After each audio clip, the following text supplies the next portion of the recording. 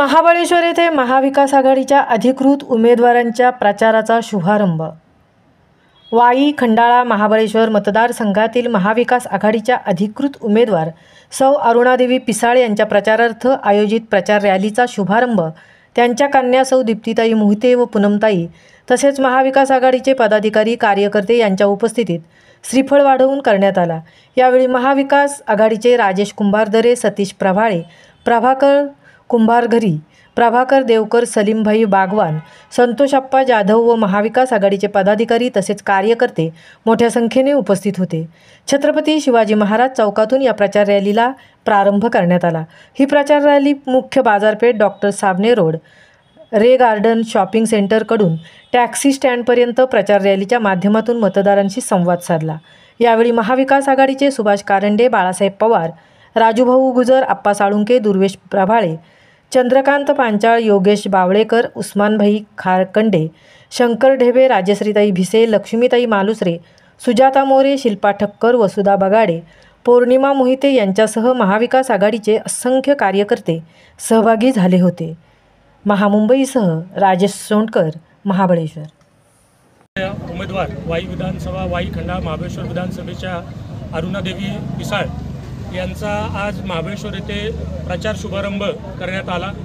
आपण पाहता या ठिकाणी चांगल्या पद्धतीने प्रतिसाद या ठिकाणी लोकांनी, मतदारांनी दिलेला आहे आणि असाच प्रतिसाद संपूर्ण या मतदारसंघातच नव्हे तर महाराष्ट्रामध्ये मिळून या महायुतीचं सरकार या ठिकाणी उखडलं जाईल आणि सन्मानानं पुन्हा महाविकास आघाडीचं सरकार, शरदचंद्रजी पवार साहेब, उद्धवजी ठाकरे साहेब, नानाजी पटोले असतील, काँग्रेसचे राहुल गांधी असतील, यांच्या विचाराचं एक सर्वधर्म समभाव सांगणारं सरकार येणाऱ्या 23 तारखेला महाराष्ट्रावर बसलेलं आपल्याला पाहण्यात येईल।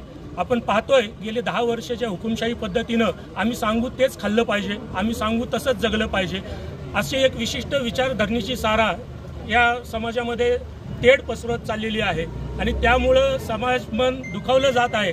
जे संविधानानं मूलभूत अधिकार दिलेले आहेत ते अधिकार देखील बदलण्याचा या ठिकाणी प्रयत्न जाणीवपूर्वक गेल्या 10 वर्षामध्ये केला जात आहे। लोकांमध्ये विशिष्ट जाती धर्माचं विष कानातनं पेलवून ही एकोपा, ही सांघिक एकता बिघडवण्याचा प्रयत्न देखील जोमानं या ठिकाणी सुरू होत आहे। विकासाच्या बाबतीमध्ये न बोलता जात धर्मावर बोलून मताची भीक या ठिकाणी मागताना या ठिकाणचा महायुती असेल किंवा त्यांचे कार्यकर्ते असतील असा केविलवाना प्रयत्न त्यांचा या ठिकाणी दिसत आहे। मात्र आम्ही शरदचंद्रजी पवार साहेब असतील, उद्धवजी ठाकरे साहेब असतील, ज्या विचारानं या सर्वसामान्य माणसाला समोर ठेवून त्या ठिकाणी विकासाचं काम या ठिकाणी करण्यात आलं आणि आपण पाहताय की भाजप सरकारनं जे खोक्याच्या माध्यमातून हे चांगलं सरकार, चांगल्या विचाराचं सरकार कशा पद्धतीनं पाडलं त्याचा राग देखील समाज मानवामध्ये आहे। या वयामध्ये शरदचंद्रजी पवार साहेबांना ही परिस्थितीला ज्या सामोरं जावं लागलेलं आहे, कष्टानं उभा केलेला पक्ष फोडण्यात आला।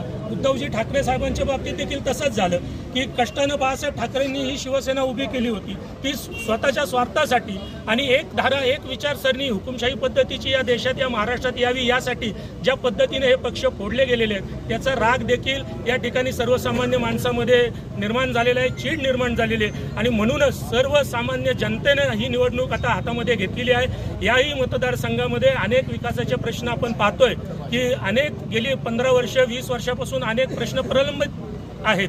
त्याच प्रश्नांवर पुन्हा निवडणुकीसाठी या ठिकाणी मताचा जोगवा मागितला जात आहे, परंतु निश्चित या ठिकाणी जनता बदल केल्याशिवाय राहणार नाही, महाराष्ट्रामध्ये बदल झाल्याशिवाय राहणार नाही आणि अरुणादेवी पिसाळ यांच्या रूपानं या ठिकाणी स्त्री नारी शक्तीचा एक जो सन्मान केलेला आहे, त्यामुळे संपूर्ण नारी शक्ती या मतदारसंघातील या अरुणादेवी पिसाळ यांच्या मागे, महाविकास आघाडीच्या मागे, पर्यायाने शरदचंद्रजी पवार साहेबांच्या मागे राहून या ठिकाणी त्यांना विजयी केल्याशिवाय राहणार नाही अशी आशा या ठिकाणी मला वाटत आहे। जय हिंद, जय महाराष्ट्र।